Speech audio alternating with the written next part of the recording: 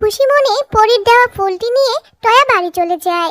বাড়িতে গিয়ে টয়া পরীর কথা মতো সেই ফুলটি কাঁঠাল গাছের গোড়ায় রেখে দেয়। আর সাথে সাথে আশ্চর্যজনক ভাবে অনেক সুন্দর সুন্দর ঈদের জামা চলে আসে। তাড়াতাড়ি এদিকে এসো, দেখো কি হয়েছে। এই টয়া, জানিস আমার মা এবার ঈদে অনেক জামা কিনে দিয়েছে। সবগুলো জামা অনেক সুন্দর। তোর মা তোকে কি কিনে দিয়েছে রে? ওকে আবার ওর মা কি কিনে দিবে রে? ও তো আগের বছরও একটা জামা কিনেনি, পুরান জামা পরে ঈদ করেছে। কি পুরনো জামা পরে আবার ঈদ হয় নাকি? আমার মা সবসময় ঈদে আমাকে নতুন জামা কিনে দেয়, আমাকে অনেক জামা কিনে দেয়। আগের বছর আমার মায়ের কাছে কোনো টাকা ছিল না, তাই তো আমাকে কোনো জামা কিনে দিতে পারেনি, তাই আমি পুরান জামা পরে ঈদ করেছি। কিন্তু এবার আমি মাকে বলবো আমাকে নতুন জামা কিনে দেওয়ার জন্য, তারপর আমি জামা পরে তোদের সাথে ঘুরবো, ঈদ করবো আমি। তাই নাকি রে টয়া?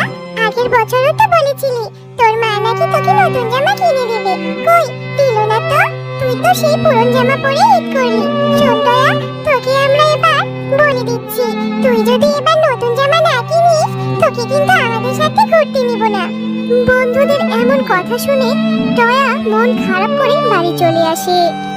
মা, তুমি এবার ঈদে আমাকে নতুন জামা কিনে দিবেই দিবে, না হলে আমি কিন্তু বড্ড মন খারাপ করব। মা রে, আমার শরীরটা কিছুদিন যাবত বড্ড অসুস্থ, কোনো কাজও করতে পারিনি। বাঘিনী ভাবি যে কি বলবে আল্লাহই ভালো জানে। যাই হোক, যে কয়দিন কাজ করেছিলাম সেই কয়দিনে টাকা যদি দেয় তাহলে তো নতুন জামা কিনে দেব রে মা। কবে কিনে দিবে মা? ঈদের তো আর মাত্র দুদিন আছে। আমাকে যদি তুমি এবার নতুন জামা কিনে না দাও তাহলে কিন্তু আমি বাড়ি থেকে বের হয়ে যাব, আর কখনো আসবো না। মা রে, তুই কষ্ট পাস না, আমি তোকে কথা দিলাম বাঘিনী ভাবির কাছ থেকে টাকা নিয়ে এসে তোকে মার্কেটে নিয়ে যাব, আর তোর পছন্দ মতোই তোকে একটি জামা কিনে দেব। আর মন খারাপ করিস না রে মা। বলছি বাঘিনী ভাবি, আমার কাজগুলো সব শেষ, বাকি যেগুলো আছে সেগুলো করে দিব, কিন্তু একটা কথা ছিল বাঘিনী ভাবি। বাঘিনী ভাবি, আমি যে কদিনে কাজ করেছি সেই কদিনের টাকা কি আমাকে দিতে পারবেন? আগে যে কদিন কাজ করেছিলাম সেই কদিনের টাকা যদি দিয়ে দিতেন তাহলে আমার মেয়ের জন্য আমি একটা জামা কিনতে পারতাম। আমার মেয়েটা যে জেদ করে বসে আছে, সে ঈদে নতুন জামা পরবে। ঈদে যে আছে আর মাত্র দুদিন, আমার মেয়েটা খুব জেদ করেছে। কি করব বাঘিনী ভাবি, আপনি যদি আমাকে টাকাগুলো দিতেন আমার খুব উপকার হতো। শেফালি, তুই তো সব সময় কাজে ফাঁকি দিস, কিন্তু টাকা চাওয়ার সময় অগ্রিম টাকা চেয়ে বসিস। আজ 5 দিন পর কাজে আসলি আর কাজে এসেই টাকা চাইছিস। আর এটা তো রোজার মাস, ঈদের জন্য আমার অনেক কেনাকাটা হয়ে গেছে, আমার অনেক টাকা খরচ হয়ে গেছে, এখন আমার কাছে কোনো টাকা নেই, আরো কিছু শপিং করার বাকি আছে। তুই আমার আশা ছেড়ে দে রে শেফালি, তোর যদি জামা কাপড় কেনার থাকে তাহলে অন্য কোথা থেকে ব্যবস্থা করে নে, আমি তোকে কোনো টাকা পয়সা দিতে পারবো না রে শেফালি। বাঘিনী ভাবি, আপনি তো অনেক টাকার কেনাকাটা করেছেন, অথচ আমি তো আপনার কাছে কিছু টাকা চেয়েছি। এই টাকাটা কি আপনি দিতে পারবেন না বাঘিনী ভাবি? দয়া করে কিছু টাকা দিন না ভাবি। শেফালি, তুই এত কথা কেন বাড়াচ্ছিস? আমার টাকা আছে তাই আমি শপিং করেছি, প্রয়োজনে আরো করব, তাতে তোর কি? তোর টাকা নেই তুই শপিং করবি না, এত শখ কেন? হ্যাঁ, গরিবের এত শখ থাকতে নেই, বুঝলি? যা, অন্য কোথা থেকে ব্যবস্থা করতে পারলে তোর মেয়ের জন্য জামা কিনে নিয়ে যা, এখানে শুধু ঘ্যান ঘ্যান করে সময় নষ্ট করিস না, আমার চোখের সামনে থেকে দূর হ। বাঘিনী ভাবি, আমি তো এমনি এমনি আপনার কাছে টাকা চাচ্ছি না, আমি তো আমার কাজের টাকাই চাচ্ছি, দিন না বাঘিনী ভাবি। বললাম তো আমার কাছে এখন টাকা নেই, সব টাকা শপিং করাতে শেষ হয়ে গেছে, আমি তোকে এখন কোনো টাকাই দিতে পারবো না, এই মাস শেষ হলেই আমি তোকে টাকা দেব। আর হ্যাঁ, বাকি যতগুলো কাজ আছে সম্পূর্ণ কাজ শেষ করে তারপর যা।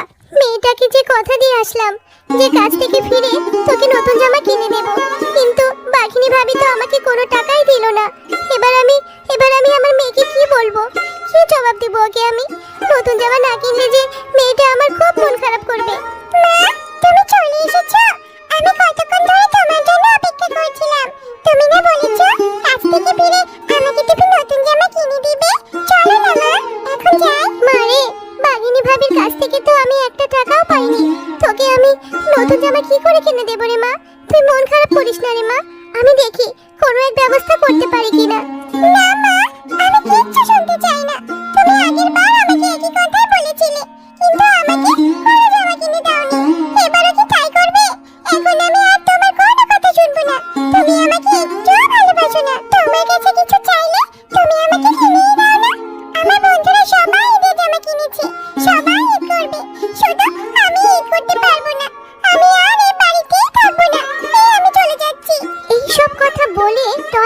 বাড়ি থেকে চলে যায় আর বসে বসে মনের কষ্টে কাঁদতে থাকে।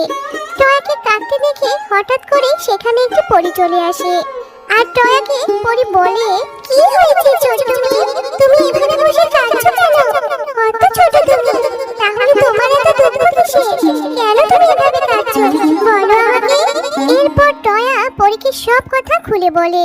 সব কথা শুনে পরী বলে, ও এই ব্যাপার, তুমি মন খারাপ করো না। জাদুর ফুল, তুমি এই ফুলটা তোমাদের বাড়ির উঠোনে যে গাছ আছে সে গাছের গোড়ায় রেখে দিবে। তারপর দেখবে তোমার মনের ইচ্ছে সব পূরণ হয়ে যাবে আর সকল কষ্ট দূর হয়ে যাবে। এরপর খুশি মনে পরীর দেওয়া ফুলটি নিয়ে টয়া বাড়ি চলে যায়। বাড়িতে গিয়ে টয়া পরীর কথা মতো সেই ফুলটি কাঁঠাল গাছের গোড়ায় রেখে দেয় আর সাথে সাথে আশ্চর্যজনক ভাবে অনেক সুন্দর সুন্দর ঈদের জামা চলে আসে। তাড়াতাড়ি এদিকে এসো, দেখো কি হয়েছে। পরীর দেওয়া ফুল থেকে কত সুন্দর ঈদের জামা চলে এসেছে। আমি এবার ঈদে নতুন জামা পরতে পারবো মা, তাও আবার অনেকগুলো জামা। যখন যেটা চাই সেটাই পরতে পারবো মা। আরে এটা তো অদ্ভুত ব্যাপার, কিভাবে কাঁঠাল গাছে এত সুন্দর সুন্দর ঈদের জামা চলে আসলো? মা ভালোই হয়েছে, এবার ঈদে আমি নতুন নতুন জামা পরতে পারবো। আর আমাদের গ্রামে যারা আমাদের মতো গরিব অসহায় আছে, জামা কিনতে পারে না, তাদের মাঝে আমি এই জামাগুলো বিলিয়ে দেব, যাতে করে সবাই ঈদের নতুন জামা পরতে পারে। এরপর টয়া গাছ থেকে অনেকগুলো ঈদের জামা পেরে নেয় আর যারা গ্রামের অসহায় গরিব বাচ্চা ছিল তাদের মাঝে জামাগুলো বিলিয়ে দেয়।